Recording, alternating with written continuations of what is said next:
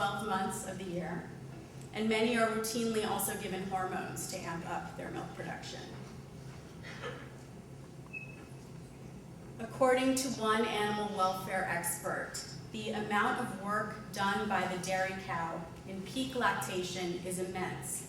To achieve a comparable high work rate, a human would have to jog for 6 hours a day, every day. Finally, 1 million calves are raised for veal every year.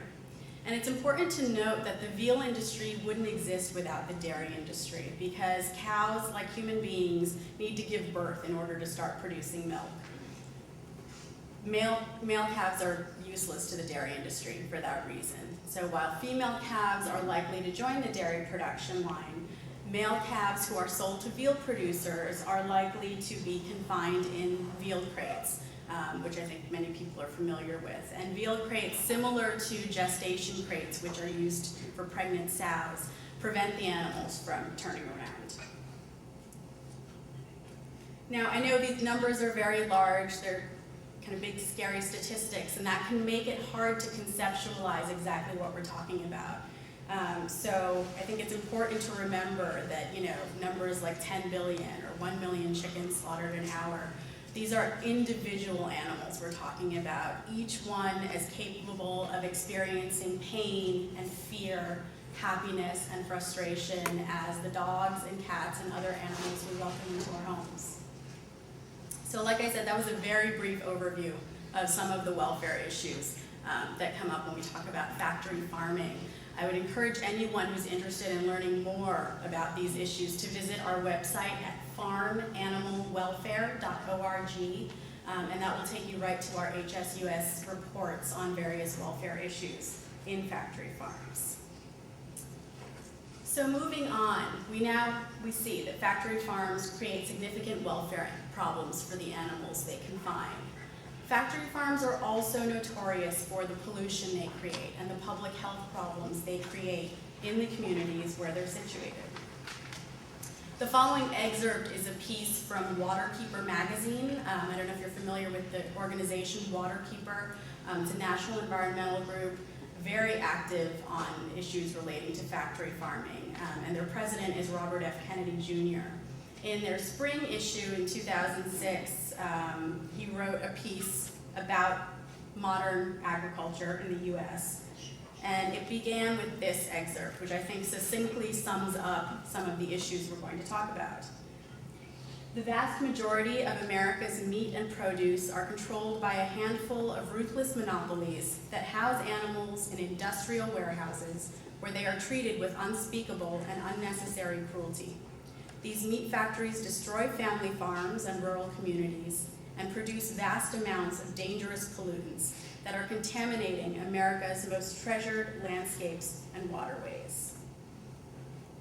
Now, much of the environmental harm caused by factory farms is simply the result of having to deal with the mass quantities of manure and waste that are produced when you confine that many animals continuously indoors for that period of time.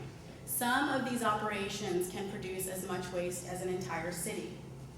Altogether, confined farm animals in the United States produce 500 million tons of manure annually. In an individual factory farm, this waste is typically collected in pits beneath the animals, like we saw with the battery cage photos that was taken from the manure pit beneath the animals, or the waste is stored in waste pools on the property, which are known as manure lagoons. Manure lagoons are particularly typical of dairy operations and pig operations. This waste has to ultimately be disposed of, and since it is typically very expensive to transport it long distances to fields where it could be used as fertilizer, it's typically applied to land that's available in the area. When animal waste is over-applied to land, meaning that the soil can't absorb the amount of nutrients in that quantity of waste, it can contaminate water supplies and emit harmful gases into the atmosphere. This is just a picture of a manure spray gun applying the manure to land. In addition, when manure lagoons overflow or leak, which is depicted in this photo, water quality is also threatened.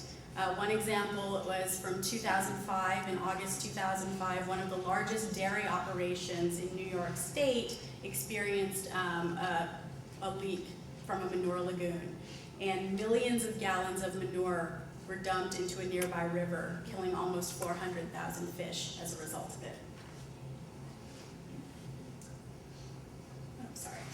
According to the EPA, the U.S. Environmental Protection Agency, water quality concerns in the U.S. are most pronounced, quote, in areas where crops are intensively cultivated or where livestock operations are concentrated.